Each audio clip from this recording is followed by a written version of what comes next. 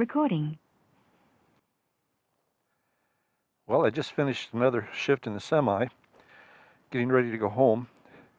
Had an opportunity to listen to several YouTube videos on the 2018 or newer Honda Goldwing GL 1800, the standard and the tour bike. As you can see, I've got a new 2018. The wife bought it for me for our 42nd wedding anniversary, which was June the 10th. Today is the 19th, I believe. And I've actually had it for a little over a month. But I've in listening to the YouTube videos, there's a lot of inconsistency about the bike. I heard one where they were talking about comparing the Goldwing with BMW K1600 GT as to which was a better bike. And one of the comments that was made was that you can't ride the Goldwing in the city. Part of it was due to the roads in the area that they live in. Some of them are, I believe, brick or cobblestone or something, which clearly would make it difficult for the bike. Part of it was because they only talked about using touring mode and sport mode. And so I want to deal with some of these issues and with some guys who are getting on it for the first time and not having a clue what to do, which is exactly what happened to me. I got on it for the first time and I hated it. I tried riding it like a Harley.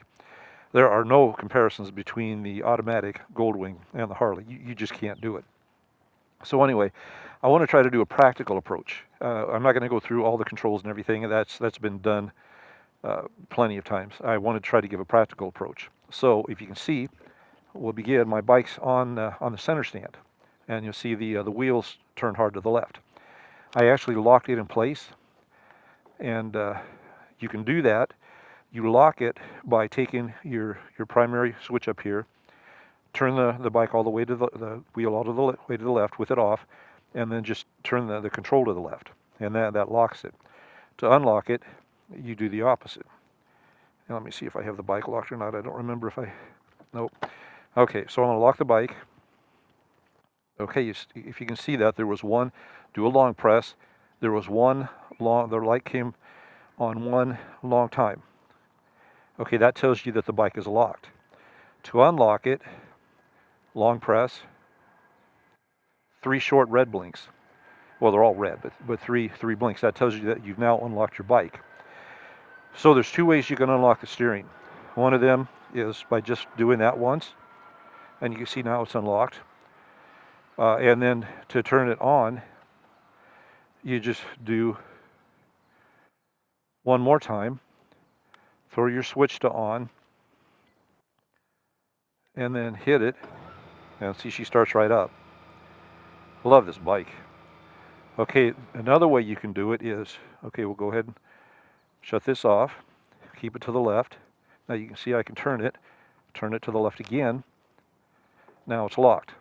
Another way you can do this, the quick start eliminates the 2 of these, one to unlock and then the second to turn everything on. You just push this down and hold it. I don't know if you heard that first part, that little zzz, that unlocks it, and see now we're unlocked, and it brings up you can see it's bringing up the system, and then we hit the button, and now it starts. And if you can see over here, the stand is showing, it's got the stand down. Always keep your side stand down, even if it's on the center stand. That's just a safety precaution. And one of the reasons you do that is, let me put my sunglasses on. It's not that bright yet, but I'm concerned I'm going to need them. Okay, if you can look here, my pack's in the way, but to take it off the center stand, I'm going to put my right hand here on the passenger, and then my left hand here.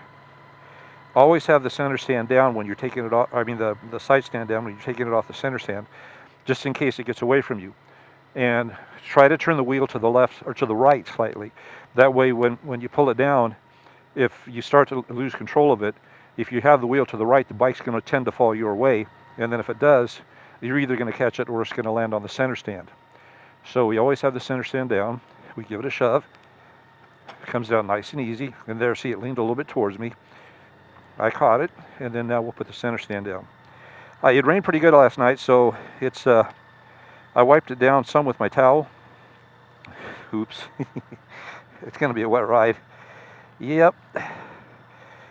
See, I always keep a clean hanky with me. Actually, I always keep two with me, but that's a story for another time.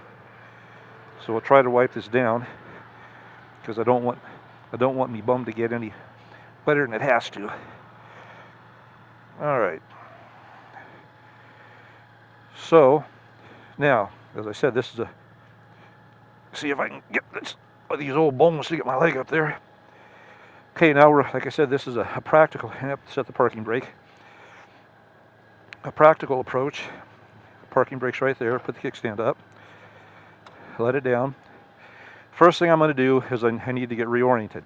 So I'm going to use the walking. Don't have to. Has to be in neutral. You have to have your brake on. Push over here, right here. You can see the little motorcycle with a plus minus pushing that way. You hear that? Now it's in walking mode. If I push this one here on the back, it's going to back up. There's one around on the front that's going to make me go forward. So actually we're downhill, so I don't really need to use the walking. But this is intended for walking on flat surfaces. If you read the owner's manual, it will tell you not to use this on rough surfaces, that you need to push the bike off a rough surface and then use it for, like, I don't know who they're kidding. I bought this. I mean, I don't need it. I don't need this walking on flat surfaces. I need it on the rough surfaces. So, okay, now we're done with this. You can hear the engine is still idled up a little bit. And you can see over here on the dash, it's got the showing the bike with the arrows for back and forth. We're hit neutral. That shuts that off, and it puts us back into neutral in tour mode. Okay, now before we go, we're going to discuss a couple of things. Right here where my left thumb is, that's your turn signal. It's right above the flap for the reverse walking. Obviously, you push it to the left, and it turns your left turn signal on. Push it to the right, turns the right. To cancel it, you push it in. That shuts it off. Your horn's right above it. Sounds like a car horn. I'm at work, so I'm not going to honk it because I don't want to get everybody's attention. And let's see. Your windshield control is the second flap up on top. This switch on the right. It's raised up and down. Now let's see, all the other stuff on here you don't need to worry about. Like I said, this is a practical approach. We're not going to get into all the other stuff. Okay, on the right side, here's your four-way flashers, on and off. The bottom switch on the far left. The next one over, the middle one, turns your cruise control on and off. Now, one thing I love about the Goldwing that none of my cars have is when you turn this on, the Goldwing remembers how you have it set. So once you turn it on, you can just leave it, and every time you come on, it'll be ready. I don't know if you can see it because of the glare or not, but there's a yellow or orange, whatever. That's the cruise control right there, just above the set. And then over here is where you actually engage the cruise control. Down is set or minus. It's a dual purpose switch. Up is resume or plus. And if you already have the cruise control set, if you push down, it slows your speed by 1 mile per hour. If you use push up, it increases it by 1 mile per hour. That's important because not every vehicle does that.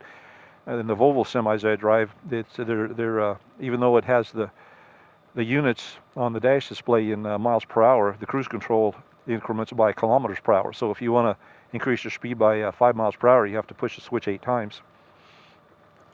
So anyway, then up next above that is your neutral and your drive, and the AM is for automatic or manual. You can take your pick. We're not going to mess with that one. I tried it once. It works. Didn't like it. So I tried manual once. I didn't like it, and this thing shifts better than I do. No comments. So we always leave it in automatic, and again, neutral and drive. And your brake, obviously, and your mode switches here. And if you can see, if you can go through the modes, it always defaults to tour. I wish it wouldn't, but it always does. Then the second is sport, then the economy mode, and then rain mode. Now, real quick, tour mode is and this is one of the issues I have with a lot of the people that, well, some of the people who have done videos. They haven't really gone through the modes. They don't really understand them. Tour mode, all these modes are poorly named. Tour mode is really highway mode. It's if you're out on the wide open stretch, no stoplights, no stop signs, 55 mile per hour or faster speed limit. That's what tour mode's for. It's for getting you up to highway speed quickly. You have quick maneuverability. It helps you to brake. Sport mode. Sport mode you do not want to use. This is bat out of hell mode. And I kid you not. Sport mode, this bike is like a Bronco that's never been ridden. You hop on that thing and it kicks and bucks, and it's either wide open or stop. Now that's a bit of an exaggeration. You know, you can put it throttled up just a little bit, but it runs the RPMs way up high. It tries to keep between 3 and 4 grand, and you don't want to use it in town. Period. It's for wide open stretches. We go to economy mode. Again, poorly named. Economy mode should be called city mode. This is for maneuvering around town. You have, okay, going back, a tour mode, you have moderate control, or fairly tight throttle. You just barely move it, and it wants to take off. Sport mode, you barely move it, and you just go flying. The throttle's really, really tight. Economy mode, it's a lot looser. The RPM stay down. It shifts between 12 and 1500 RPM. It's great for cruising around cities. So you cannot say that this bike is not a city bike. The economy mode is really good for maneuvering around downtown. And I'll take you through downtown Minneapolis here in about 15 minutes, and you'll see. Rain mode is what I call grandpa mode. It's for maneuvering around parking lots. A lot of slop in the throttle. Even though sitting here, the engine sounds the same. When we actually put it in gear, you'll find that it's really forgiving. It's great for a slow speed maneuvering. It shifts in about the same spot as the touring mode. The RPMs are a little higher, but there's a lot of loose. It's really loose. There's a lot of forgiveness. So if you're an old man like me and you occasionally twitch, I'm going to turn around and for slow speed maneuvering, light touch on the brake, on the foot brake, light throttle. The light touch on the foot brake mimics what you used to do when you had a clutch, just feathering the clutch, and it helps you control it moving around at slow speeds. Again, this is a practical approach. We're not covering everything, and drivers vary, so the way you do things will vary from the way I do them. I don't make a lot of slow speed right turns. Okay, yep, I do have everything. That's my 2008 Dodge Durango police car right there. Okay, here we go. So now we'll leave it in rain mode while we're maneuvering around the parking lot, because again, there's a lot of forgiveness. You'd barely touch the throttle, and it picks up slow. Okay, coming up to the street. This is a city street, so I'm going to kick it over to economy mode. To switch modes, you have to throttle down or have the cruise control on. Either one will work. Okay. Speed limit here is 35. Might be 30. Who cares?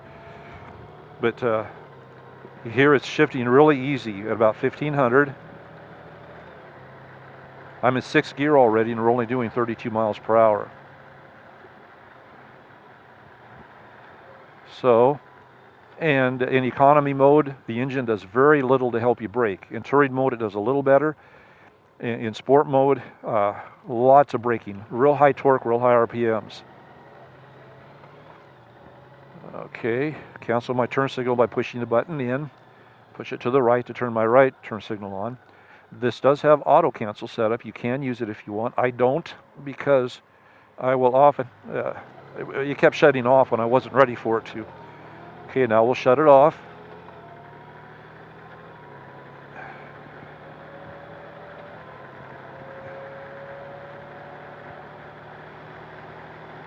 Okay, 35 miles per hour, still in economy mode. You know what, it's a little nippier than I expected. I'm going to pull over here and put my jacket on.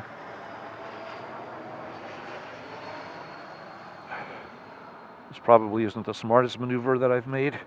4 ways on, brake, neutral, stand down, parking brake up. Okay, grab my Harley Davidson jacket from the days back when I used to own my Ultra Classic. Which way is up? Can't tell with these sunglasses on. I bought these sunglasses at Northern Tool. They're actually in the welding section. They're pretty, well, let's just say they work. It's hard to see anything unless the sun's out nice and bright. Okay, bike up, stand up, 4 ways off, put it in drive, left turn signal on, check the mirrors, look around, lean and look. Oops, parking brake off. Let's try again. Okay, here we go. Okay, turn signal off. Left thumb, push the button in, cancels the turn signal. Okay, we're going to take a right here. And I have a rule I try to follow. Don't piss off the locals. So if the light's red, we're going to stop. Okay, I'm still in economy mode. Don't need a lot of power. This still picks up quickly enough. Don't need a lot of power yet, so you can hear it's just nice and quiet. It's just purring, just moving us down the road. The question is this bike a sport bike or a touring bike? With the 4 modes, with the low center of balance, the easy maneuverability, it maneuvers so much easier than that Harley I had. This bike's whatever you need it to be. You can switch it over to a sport mode and turn it into a sport bike and go running with the boys, or you can put it in touring mode and hit the highways and just cruise down the road at whatever speed you want. I believe the top end on this is 112 miles per hour. I wouldn't recommend it in Minnesota. We don't have a lot of straight stretches. And the state patrol here kind of frowns on that. Good way to lose your license. Or running through town like what we're doing now on speed limit's 45 and we're doing 40. It's in 7th gear. It's idling at 1400 RPM. It just purrs. It's just like a little kitten. Nice and peaceful and quiet.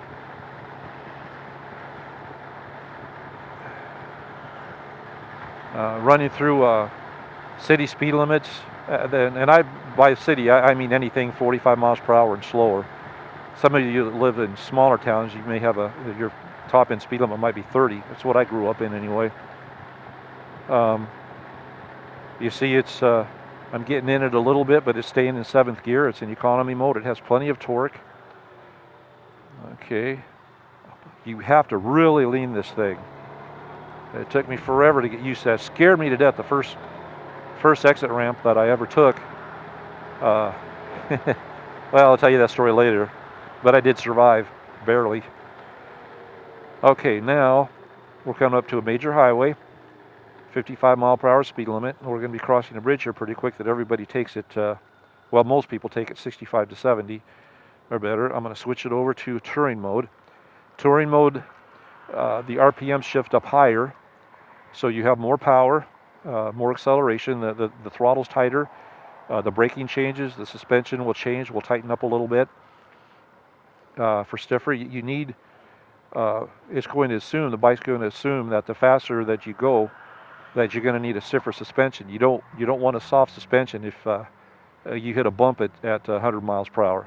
I did that in a 1958 Dual Glide my dad used to have, and it had soft suspension, largely due to the fact that I hadn't fixed it. And boy, I tell you, I started bouncing up and down and up and down at 100 miles per hour, and the bike started to lean into the towards the ditch, and it's the last time I did that. Okay, here the RPMs are up higher. We have to lean pretty good. Barely touching the throttle, having no trouble at all keeping up with traffic. RPM's 2200. 6th gear just shifted to 7th. Okay, I'm going to set the cruise for 55. But as I said, I just barely touched the throttle and I had no trouble keeping up with traffic.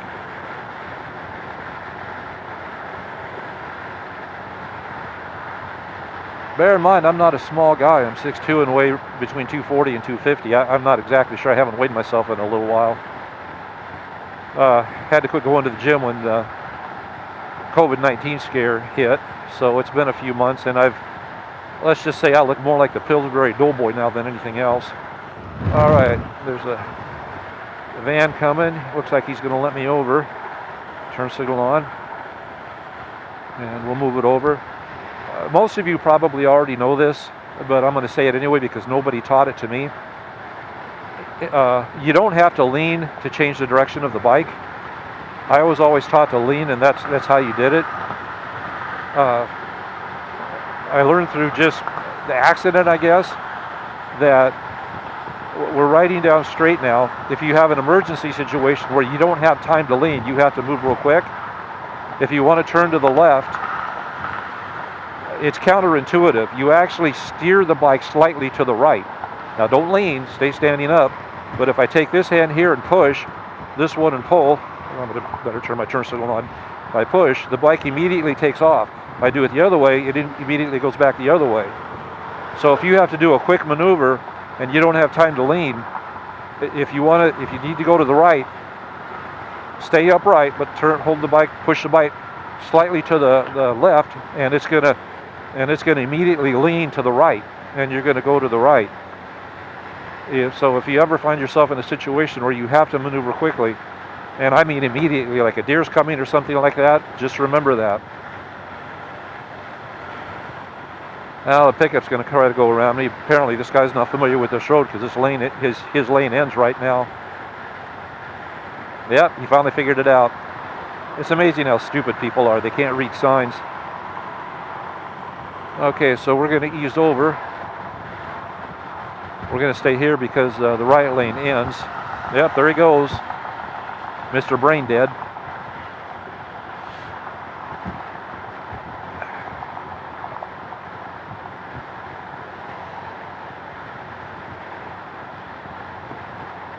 Now, whether you use tour mode or economy mode on the highway, that's up to you. I think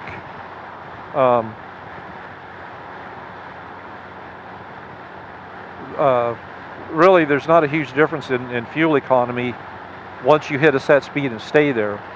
The main difference is going to be, again, on a stretch like this where we're doing 55. This is it technically it's not interstate, but it's well, it is, but it's a 4-lane divided highway with no stoplights, exit ramps, entrance ramps, and tickle in my throat.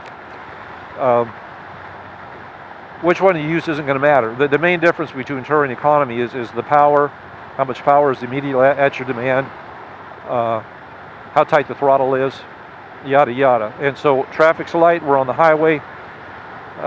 If I need to slow down or speed up, there's no sense, there's no need to be in a hurry, so I can actually get by fine with economy mode.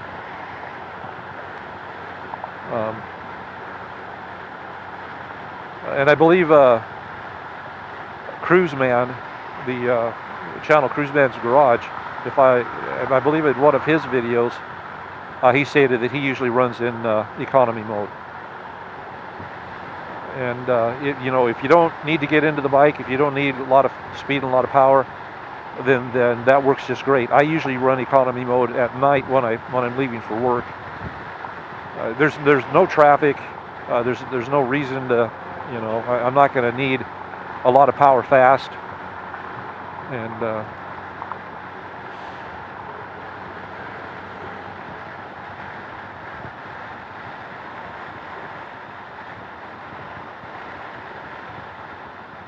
now, real quick, while we're not a lot's happening, you can see if you can see it, I don't know if it's visible or not to the camera, but I've got the map up. It's in 3D mode, and I have it set for the direction that I'm going.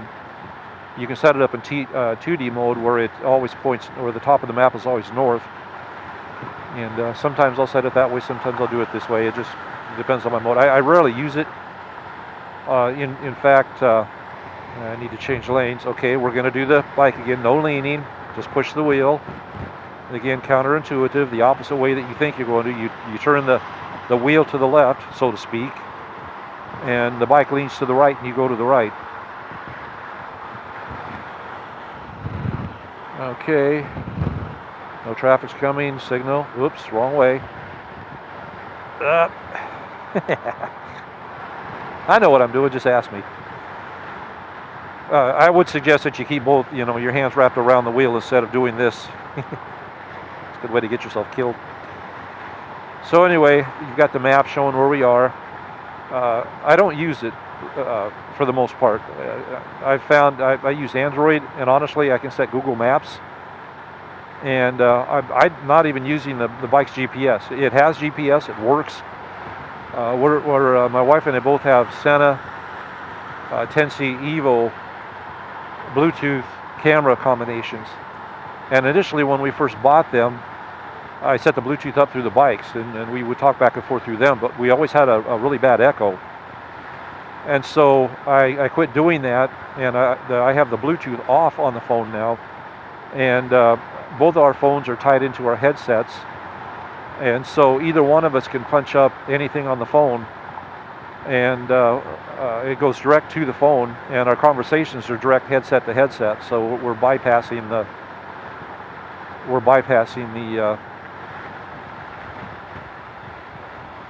bike. Okay, this is 40-mile-per-hour curve. I'm taking it at 55. See, the bike's handling it with no trouble.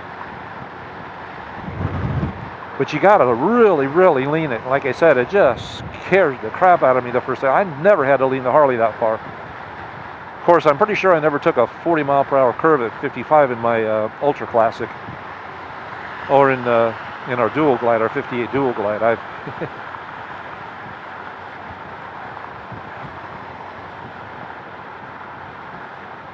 So anyway, getting back to the display, the speedometer's on the left, tachometer's on the right, and that's opposite to what I'm used to. Just about every vehicle I drive has it reversed.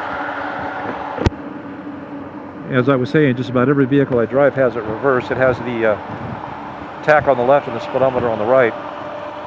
The one thing that I really don't like about this bike is it doesn't have the large digital speedometer right in front of you. You've got this huge map in front of you. It's got a big dot for the clock. It's 9:55. Well, why can't they put the digital reading of your speedometer right up there with it? And then on your left, you've got the 55 is what the cruise is set for. 95 is how many miles I've gone on the last, or 9.5, 9.6 is how many miles I've gone since I left work. And the 249 is how many miles I have left before I need to gas up again. And you can see my tank right here, it's showing full. Over on this side we have the temperature gauge, and it's always been right in the middle. I have this set because I weigh between 240 and 250. I have this set for 2 passengers and luggage. And at work I've got luggage behind me. I need to stop talking and start paying attention to what's going on. I'm going to end up taking out some barrels if I don't. And I'm not going to ride behind a semi. They kick up rocks. So I'm going to increase my speed to 60 just enough to get ahead. You know what? I'm just going to move over to the HOV lane.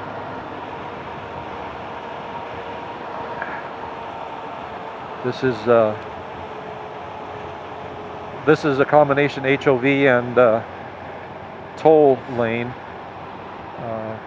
There's a sign way back, well, right after we left the highway and the crosstown highway and came onto this one. Hang on, a little bumpy here.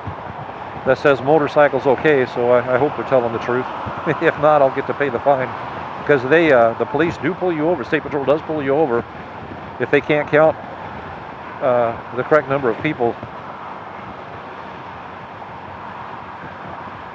Now the speed limit here is 50, but as you can see, nobody's paying any attention to it. They're just, hammering down. Well, I shouldn't say nobody.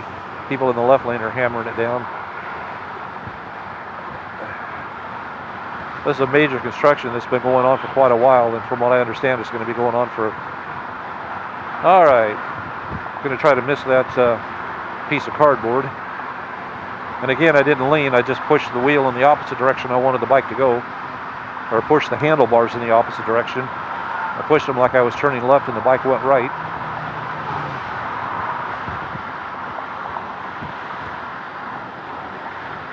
So anyway, again, this is the temperature gauge, and this tells us how we have the suspension set. I've got 2 riders in a pack.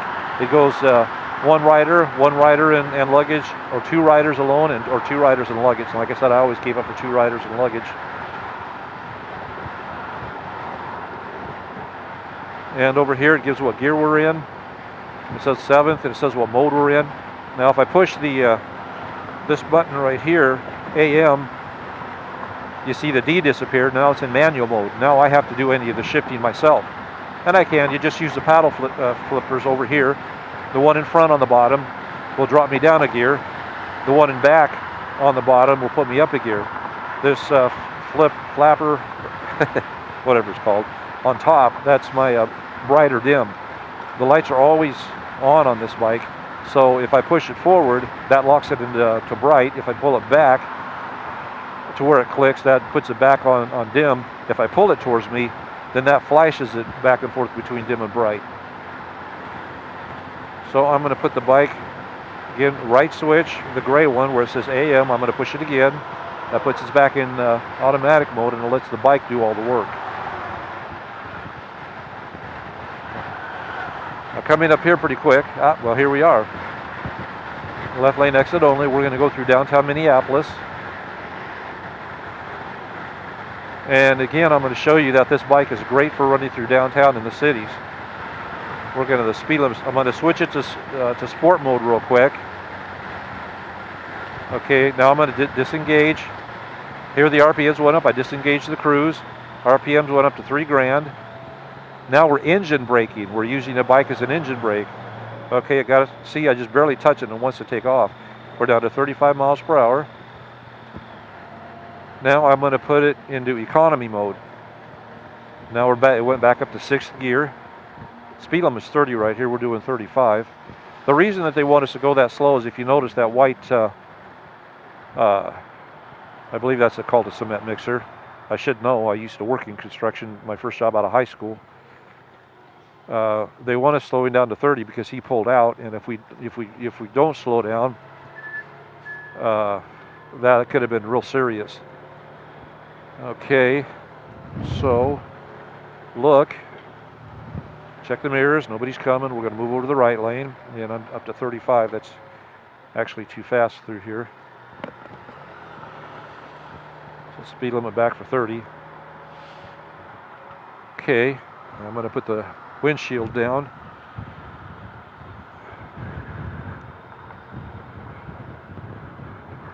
And next block we're going to make a right, so there's a car coming up there speeding, which through downtown Minneapolis is the norm, not the exception. Okay, so again, we're down here to show that you can ride the bike through the city. You have to either put it into economy mode, which I prefer because it shifts, the RPM shift lower, or rain mode. Both are real soft touch. You can, the throttle's a lot more forgiving. The difference is economy mode shifts really low, around 1200, between 12 and 1500. And at time it shifted at 1400. Rain mode will shift up higher, like tour mode, but you have a real soft throttle, so it's just whatever you want. But again, the bike's nice and gentle. It's not kicking, it's not fighting me, it's just purring like a kitten. It's letting me baby it down the road. The center of gravity is so low that it's very, very easy to maneuver around town, much easier than my Ultra Classic or the Dual Glide.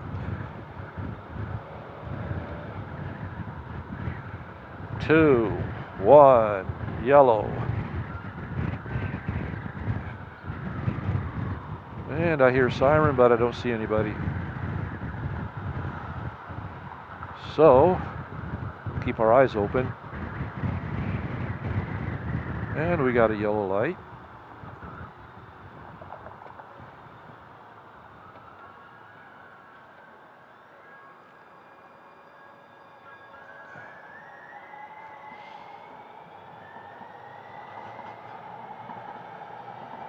But this bike is just an absolute dream to maneuver. I used to, well, I worked out up until the coronavirus hit. but I used to really work out. And as recently as 5 years ago, I was leg pressing over 800 pounds. I used to stiff-legged deadlift 350 pounds for reps. And the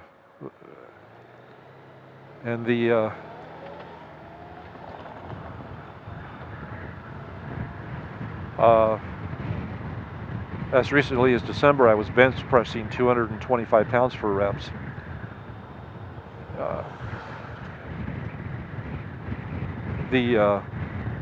But even with that Harley was just, I had to fight it to try to control it. Seriously, it was so top heavy that it was just a battle. This thing is a dream. It's no effort to control it. Seriously, it's all the weight's down low. So you just have to keep your balance up on top and get used to the fact that you have to lean it so far to turn it. But it's just, anybody can handle this. I'm serious. It's just a dream. It's a big bike, but it's just the engineers, the Honda engineers were just brilliant in the way they put this together. One other benefit over the Harley, there are several, but one other is the engine. I used to, when I had my Ultra Classic, I'd ride it to work. In the summer like this, I'd wear short pants because it was just so freaking hot. And this is Minnesota. I mean, it's just, for us Minnesotans, when it hits 30 degrees out, we turn the heat off and open up all the windows. When it hits 50 degrees, we close all the windows and crank the air conditioning up full blast. We're just not used to this excessive heat. And that Harley, I would literally get to work and have burn marks on my legs from the engine, especially if I'd obviously brush up against the exhaust pipe, the exhaust system. On this bike, I wear long pants. I don't need to wear short pants. It's water cooled, and it's not hot at all. It is so comfortable. Huh? That's not supposed to be there.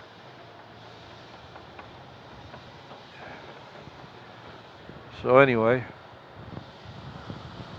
okay, now we're coming up. We've just maneuvered through downtown a little bit. I didn't take you through any of the burnout part. Honestly, I have no desire to go there. Now we're coming up to the ramp back to the interstate. I'm going to switch it over to sport mode now. Back off the throttle so it changes. You heard the RPMs go up. Here we go. 4 grand. 60, got up to 60 that fast, and this thing didn't even break a sweat. Literally didn't break a sweat. It just, windshield up. There we are, get rid of some of that wind. Anyway, I just kicked into sport mode, barely touched the accelerator. I actually hit it less than what I hit it when we were driving through downtown in economy mode. I had to get into it farther than that just to get up to 30 miles per hour to stay with traffic. As soon as I kicked it into sport mode, I barely touched the accelerator, and she just took off like a bat out of hell. So you don't use sport mode if there's anybody in front of you. That's just damn stupid. Oops. Yeah, my wife's going to make me put $1 in the swear jar. So anyway, well, I got vehicles coming up on both sides of me. Somebody's going to have to give in. Or I could stick it into sport mode and just bat out of hell away from them. All right. Well, I'm doing 55. The speed limit up here is 60. So we'll just take right thumb on the cruise. 1, 2, 3, 4, 5. The display now says 60. It increased our speed 1 mile per hour every time I bumped it.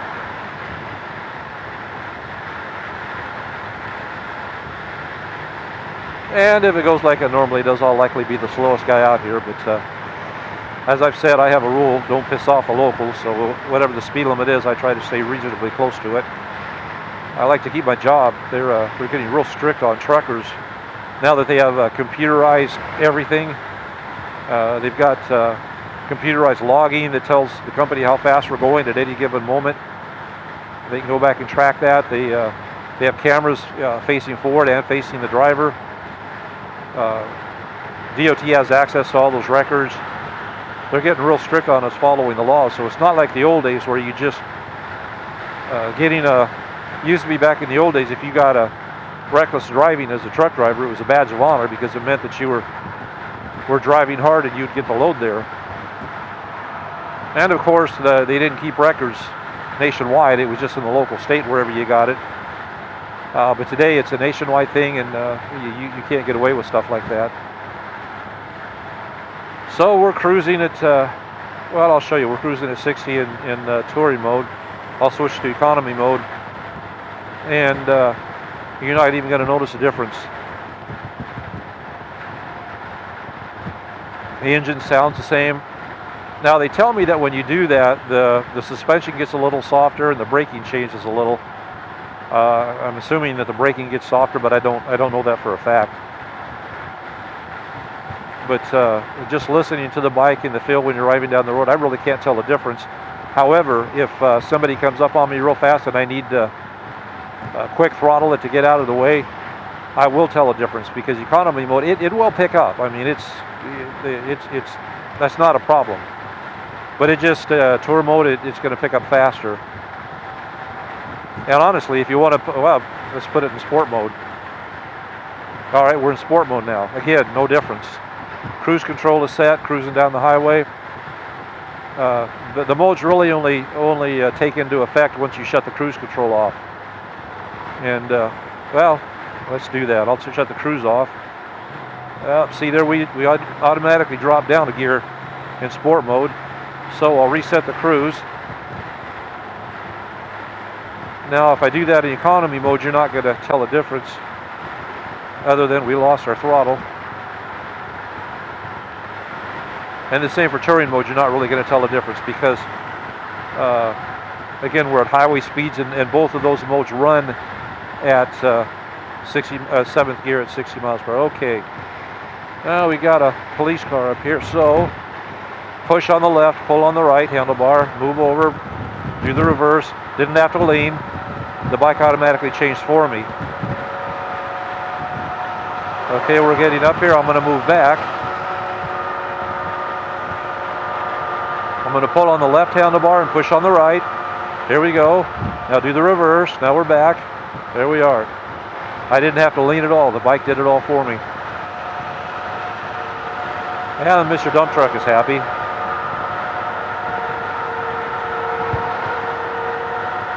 We need to keep an eye on him, because he might want to move over. Well, he got ahead of us, so we don't have to worry about it. Never ride beside a truck. Never ride beside a truck. They can't always see you. And trust me, after 500 miles of driving, a thing called highway hypnosis kicks in. A lot of times the driver, the job is so boring. I can't stress enough how boring driving is. It pays good, but it is so boring that your brain literally starts inventing stuff for you to think about and stuff. And you can be driving down the road and actually see what's going on in front of you, but your brain is so engaged in trying to come up with something to keep it busy that you're off daydreaming about something else, that you can be watching what's going on in front of you and not react to it, because your brain is engaged in something else. So never ever ride beside a semi, or any truck for that matter. You can't assume that they know that you're there. You'll live longer if you assume that they don't. All right. I'm going to exit here. I have to stop over at Bob's Produce and pick up some victuals for my run tomorrow. You see, tour mode is slowing us down, but it's not slowing us down as quickly as sport mode did. Sport mode really wrapped up the RPMs. Oh, I'm busy looking at traffic and not watching where.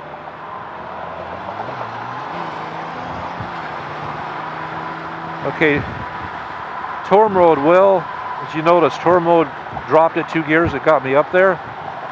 But what you didn't notice was that I had to really get into the throttle. Or on sport mode, if I just barely touched it, would have done that. But in tour mode, I had to really crank the throttle back to get it to go up there.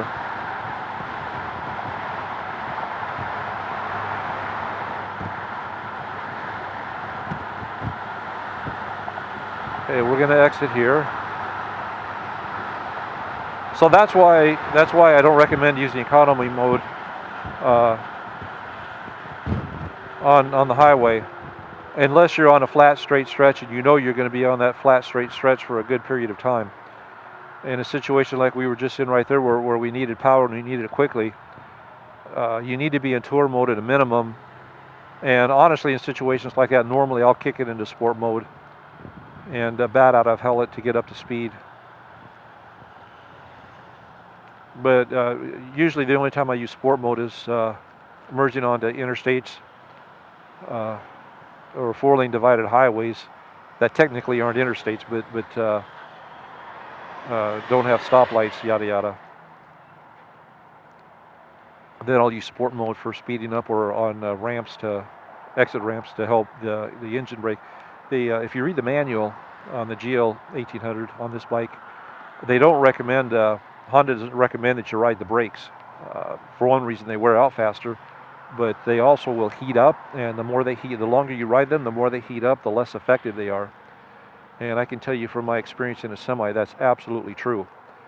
So they do recommend that you use the engine, kick your RPMs up, and use the engine for braking.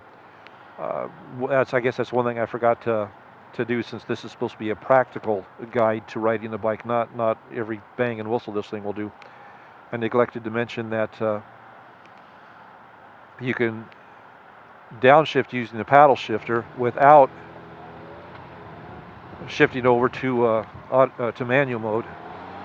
I'll show you up here. Okay, if you watch, we're going. Push the button. Yep. Actually, that was a bad case. I was too close to the stoplight. But if you take my left hand here, the bottom paddle shifter down here, I'll show you when we get up, right underneath the black button, which is your turn signal, which I still have on. Again, forgot to shut off. That's one thing I wish Honda would put on, is the audible beep, so that if your turn signal's on, then it warns you that it's on. But pushing the paddle shifter, there's nobody behind me, so I'll demonstrate. You can hit it quick, it brings your RPMs up, and now your bike is braking. It's slowing down. Now, it would only do that, it would only hold that for a short amount of time, and unless you give the computer some indication that you really are wanting to brake. So if you decide to do that, instead of switching to sport mode, if you decide to use the engine brake, which again, Honda recommends that you don't just use the brakes, that they recommend that you paddle shift down so that you're using the engine to help slow you down. So we're gonna, if the light stays red, okay, hit it, hit it, hit it, get your RPMs up, hit it again. Now gently hit your brakes, hit it again, gently hit the brakes, hit it again. We're now on first, gently the brakes. I barely touched the brakes. The engine did most of the braking for me. That's what Honda recommends that you do, so that you don't damage, overheat, warp, wear out the brakes, etc. There's one other thing I want to show you before we're getting close to Bob's Produce, and then I'm going to sign out. But there's one other, the hill assist start. The manual says that you just hit the handbrake fast several times. Can't get it to work. But what I found is that if I firmly press the brake pedal, or the foot brake, if I firmly press the foot brake and hold it in, and then firmly press the handbrake, then the hill assist will come on.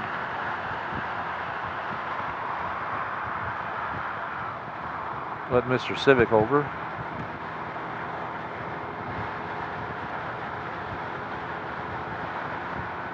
Right here we're in traffic. I'm not even watching the speed limit.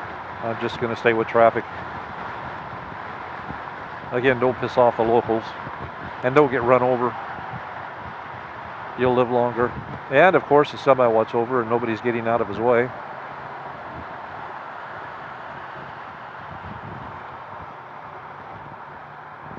Okay, engine manually shifting down again. And once again, it will only hold that for so long. If you don't also apply the brakes, it's going to assume. See, what? Well, never mind. It's making a liar out of me. It shifted down to first on its own, which is what we wanted it to do. But I didn't even use the brakes that time. I just used the engine to slow us down. Now, don't quote me on this, but there's a section in the Honda's owner manual that said something about just one brief sentence about the front brake and the back brake are tied together. And my limited interpretation of that is that the front brake, if you use the hand brake, it doesn't just brake the front wheel. And if it also engages the back brake. And if you use the back brake, it doesn't just engage the back brake, it also engages the front brake. Now again, don't quote me on that. That's what I'm interpreting from what they said that means. But basically that makes it a lot safer when you're braking, that you can actually gently pull in on the handbrake without worrying about, well, plus with the anti-lock brake system that this has, you can use your handbrake and you can actually hit it hard and you don't have to worry about the front brake locking up on you. Paddle, paddle, get the RPMs up, paddle, paddle, second gear. Okay, and it'll shift into first by itself. So you can use either brake and it will engage both your front and back brakes. To what extent, if there's a balance, I couldn't begin to tell you. But I do know there is a difference, because on my Ultra Classic, I used to ride it into work, and I'd be in a hurry, and I'd pull into the parking spot, I'd make a hard right like this, I'd hit my front brake, and almost every time the bike would go over. I mean, literally, I'd lay it all the way down on the roll bars. And again, I lifted weights enough that I had no trouble getting it back up. I just reached over, grabbed it, and picked it up. But I'd turn right and hit the front brake, and it would do that. On this bike, that doesn't happen. Now, it does pull a little bit, but it doesn't go, it's in no danger of going all the way over. So part of that is going to be because the center of gravity on this is so much lower. And I think part of that is because you're also engaging the back brake as well as the front. So not all of your force of motion is coming on the front brake. Okay, I'm going to pull up here real quick. Shut the turn signal off. Okay, we're going to try the hill assist. Okay, rule number 1 for the hill assist to work, it's got to be in gear, the kickstand has to be up. Put your foot on the brake pedal, on the foot brake, and hold it. Then hold it firmly. Then pull in there you go. See that? Okay, now I take my foot off. Oh, wait a minute. Did that do what I think it did?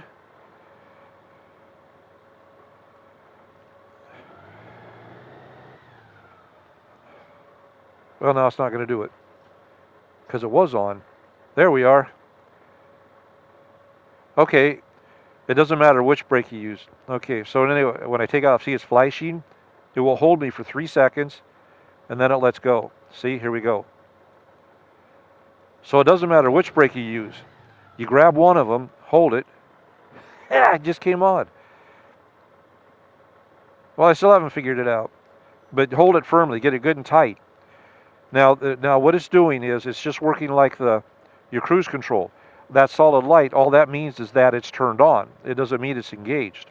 It doesn't engage until you let go of the brake. Then the hill assist takes over and it's flashing, and now it's holding me, and it'll hold me for 3 seconds. So that gives me 3 seconds to start to accelerate and go.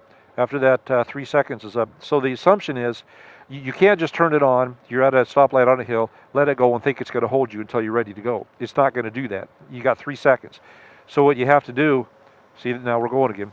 What you have to do is just keep your brake on, wait, and then when you see the light turn yellow, then pull it in hard.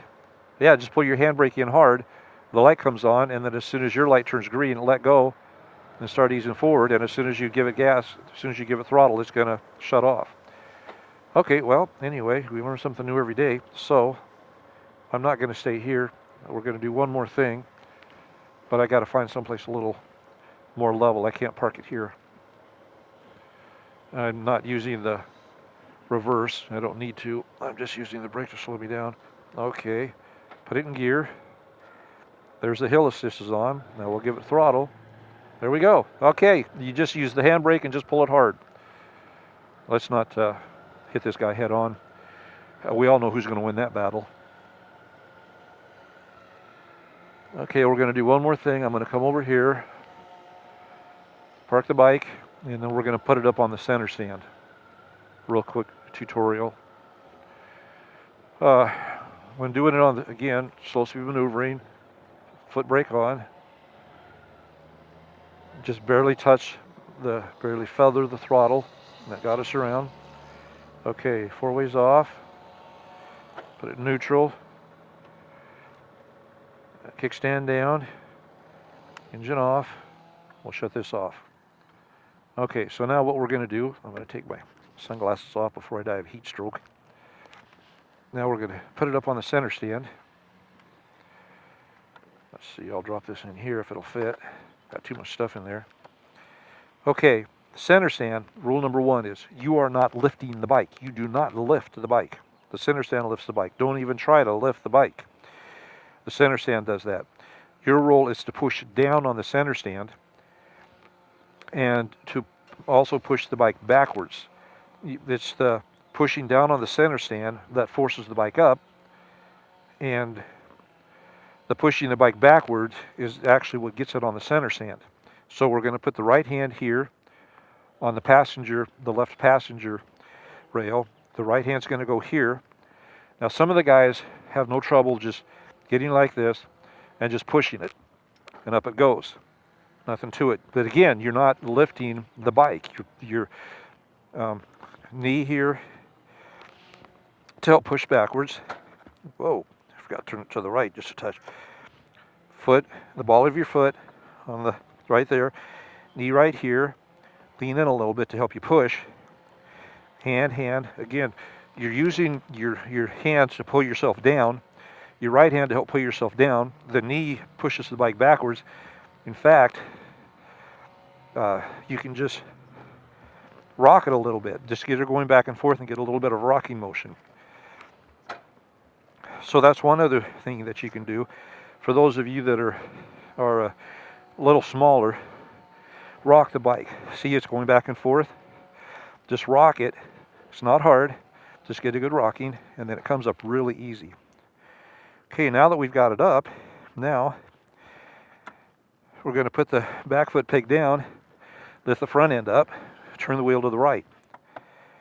So I do that because you don't have to, you can just turn it, but you're going to find you're digging with your center stand because we want to lock the steering wheel, but we want to turn this, did I say right? I mean left, turn the wheel to the left and to get it. So now we've got it up there and locked. So let's turn the knob to the left.